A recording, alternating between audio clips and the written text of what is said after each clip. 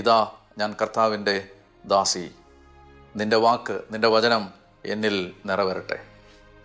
ആമേൻ. Fiat. പ്രിയപ്പെട്ടവരെ, ദൈവവചനം കേൾക്കുക മാത്രമല്ല ചെയ്തത്, ആ വചനം അവൾ വിശ്വസിച്ച് ആമേൻ പറഞ്ഞ് ഏറ്റെടുത്തു.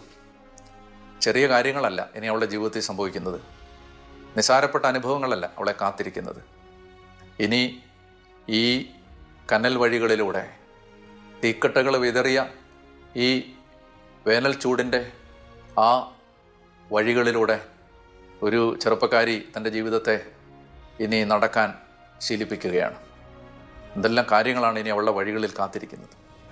ഭൂമിയിൽ ഒരമ്മയും കണ്ടു നിൽക്കാൻ കഴിയാത്ത സഹനങ്ങളുടെ തീവ്ര അനുഭവങ്ങളിലൂടെ തൻ്റെ മകൻ കടന്നു പോകുമ്പോൾ ഉത്തരം കിട്ടാത്തൊരായിരം ചോദ്യങ്ങൾ ചങ്കിനകത്തിങ്ങനെ ഒതുക്കിപ്പിടിച്ചമർത്തിപ്പിടിച്ച് ഒന്നും മനസ്സിലാവാതെ നടന്നു പോകുമ്പോഴൊക്കെ നമ്മളറിയണം, ഈ അമ്മ വചനം മാത്രമേ വിശ്വസിച്ച് മുന്നോട്ട് നീങ്ങിയുള്ളൂ. ഒരിക്കൽ വചനത്തിന് ആമേൻ പറഞ്ഞ സ്ത്രീ പിന്നീട് ഒരിക്കലും ഒരു തിരിഞ്ഞു നോട്ടത്തിന് തൻ്റെ ജീവിതത്തെ വിധേയമാക്കുന്നില്ല. അവൾക്കൊരിക്കലും പിന്നീട് തിരിഞ്ഞു നോക്കേണ്ടി വരുന്നില്ല. അവൾ മുന്നോട്ട് നീങ്ങുകയാണ്. വിശ്വാസത്തിൻ്റെ വീരോചിത സാക്ഷ്യമായി അവളിങ്ങനെ ഒരു ദീപശിഖ പോലെ, ഒരു പ്രകാശഗോപുരം പോലെ നമുക്ക് മുമ്പിൽ ഇങ്ങനെ ഉയർന്നു നിൽക്കുകയാണ്.